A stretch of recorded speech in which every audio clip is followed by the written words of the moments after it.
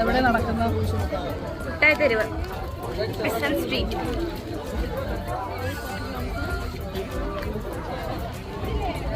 ഓക്സിജനെ കൊണ്ട് തോറ്റ് നടന്നു വരത്തൂല്ല ഇങ്ങോട്ട് പെട്ടെന്നൊന്നും.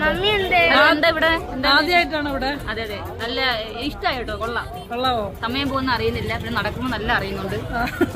കാരണം നല്ല വലിയ ഓട്ടാണല്ലോ ഇവിടെ. ഇതൊക്കെ വാങ്ങി കുറെ കൈ നിറയെ സാധനങ്ങളാണല്ലോ.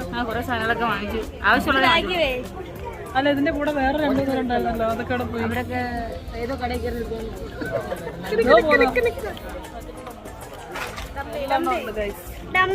പ്രഭു കൈ തന്നത്.